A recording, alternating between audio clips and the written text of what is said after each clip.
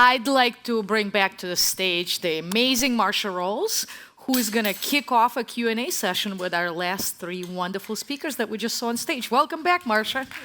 Thank you. Can you hear me? Oh, yeah. Oh, we're not dancing. Come on in. How great were they? Let's give them a big round of applause. We are going to start by your questions.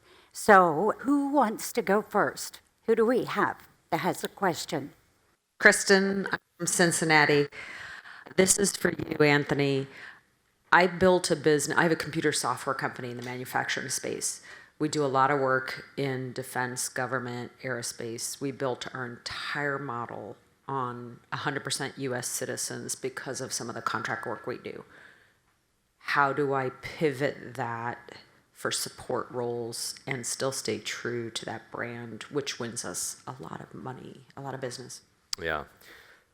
It's nuanced for every client that we have in that situation. So probably depends on the contract that you have with the Defence Force and the government.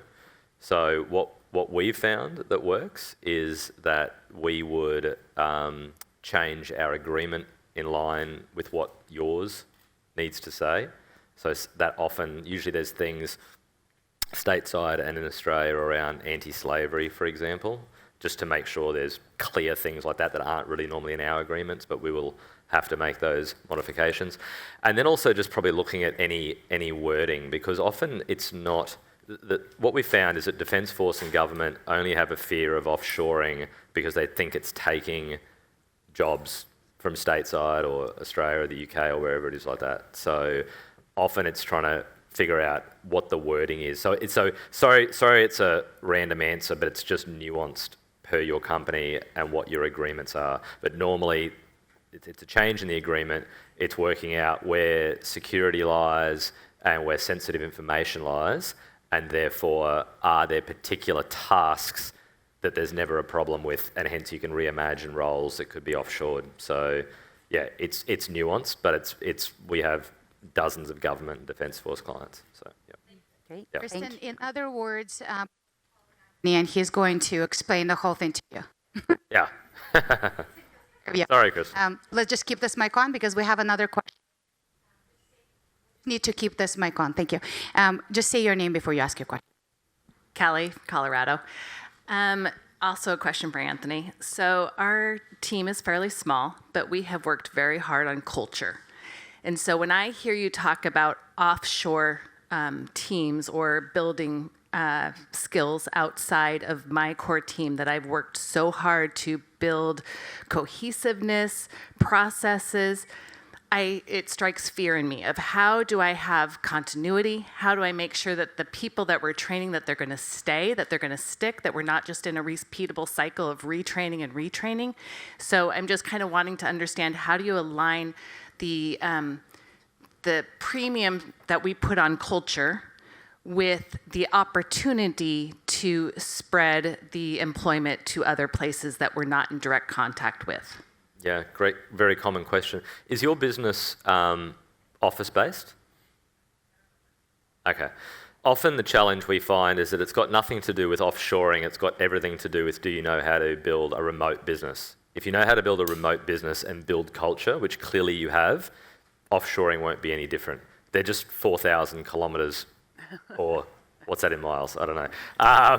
Down the road, okay? So that's the difference. When I kept harping on about, oh, we need an assistant, no, that's a random offshore tactic where you're expecting someone to be, bit of bookkeeping, bit of admin, be a Python developer because you need to do AI. And no, that's 5 different people. So the concept is that by looking strategically at the constraints in your business, hiring offshore that way, then they can attend daily huddles, weekly meetings, any level of remote culture event. So it's about integrating them, and that's a key part that we spend a lot of time with as well, is that they're not just robots that you flick tasks to, they need to sit inside your org chart, attending the same meetings, attending the same things, and there should be no different, because your offshore staff also want to belong, they also want to be part of a mission, so there should be no different at all. And again, we can dig deeper into it. Next. Hi, I'm Jen, and this could be a little bit for all of you. I own a revenue operations agency in Michigan, and we've had extreme growth, so 48% last year, and a team that's quite a bit younger than me. So I'm very much at the beginning of this sort of 5-year plan. Yep. I've read Build to Sell, we run EOS, we do all the things. However, when I look at everything that needs to be done next, I really have a hard time with prioritization. I could do something of what each of you said. So could you give us maybe first steps first? What does that look like? From a people point of view, creating more profit through engineering and through people, the quicker you can do it, the better.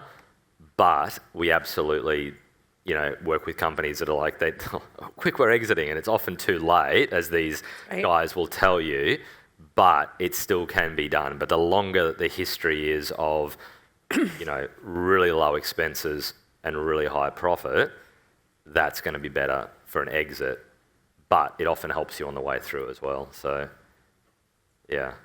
And sorry, I do have one in particular.